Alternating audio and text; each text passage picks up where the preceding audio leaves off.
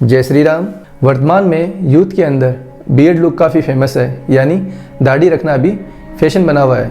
लेकिन ज्योतिष के अनुसार आज हम ये जानेंगे कि क्या हमारे लिए दाढ़ी रखना ठीक है या हमें क्लीन शेव रहना चाहिए। तो आज हम इसी विषय पे चर्चा करेंगे।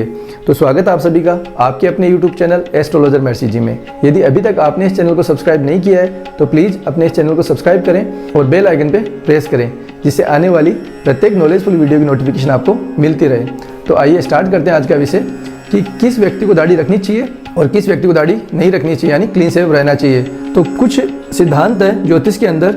यदि जन्म कुंडली के अंदर आपका जो शुक्र है यानी वीनस जो है, यदि योग कारक है यानी केंद्र का या त्रिकोण का स्वामी बना हुआ है, 1, 5, 9 या 4, 7 और 10 इनका स्वामी अगर शुक्र बना हुआ है तो आपको क्लीन शेव ही रहना चाहिए, आपको बियर्ड नहीं रखनी चाहिए।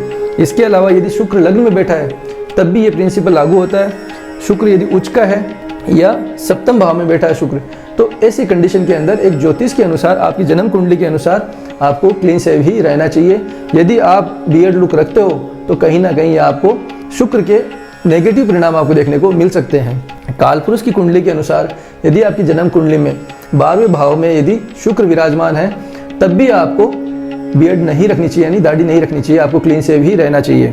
यदि आपकी जन्म कुंडली में मंगल योग कारक है यानी 1, 5, 9 का स्वामी है त्रिकोण का, या केंद्र का स्वामी है यानी 1, 4, 7, 10 का स्वामी है, तो आप मूंछ रख सकते हो, लेकिन दाढ़ी आपको उस समय भी नहीं रखनी। यदि आप फोर्स से जुड़े हो तो आप मूंछ रख सकते हो, लेकिन बियर्ड आपको नहीं रखनी। इन दो कंडीशन के अंदर आपको क्लीन शेव ही रहना चाहिए, आपको बियर्ड नहीं रखनी चाहिए।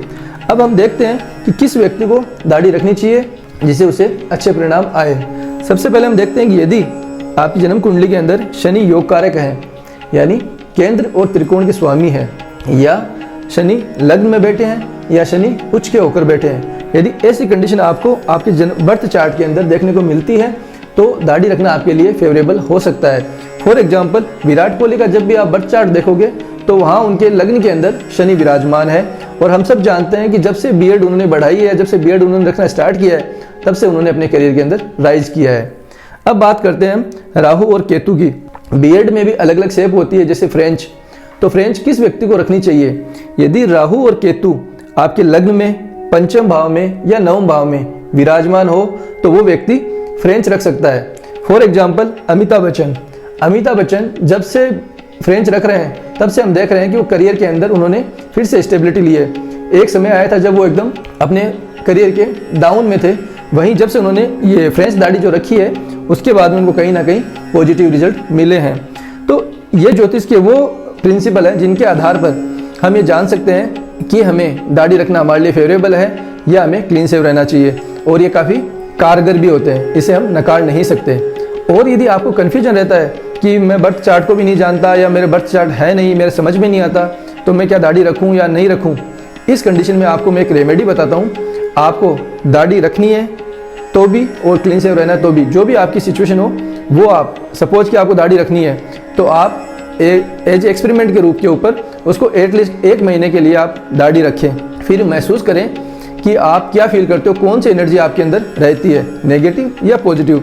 यदि आप पॉजिटिव एनर्जी फील करते हो तो समझ लेना कि आपके लिए दाढ़ी फेवरेबल है, और वहीं यदि आपको दाढ़ी रखने से इरिटेशन, नेगेटिव एनर्जी या कुछ भी आपको नेगेटिव फील होता है तो आपको ये समझ लेना चाहिए कि दाढ़ी रखना आपके लिए उचित नहीं है। और मोस्टली हम देखा जाए तो क्लीन शेव ही एक व्यक्ति के लिए बेस्ट है, और आप अपने बर्थ चार्ट के अनुसार ये एक्सपेरिमेंट कर सकते हो। तो आशा करता हूँ ये महत्वपूर्ण जानकारी आपको पसंद आएगी, आप इसे लाइक भी करेंगे और शेयर भी करेंगे। तो आगे फिर मिलते हैं, तब तक के लिए जय श्री राम।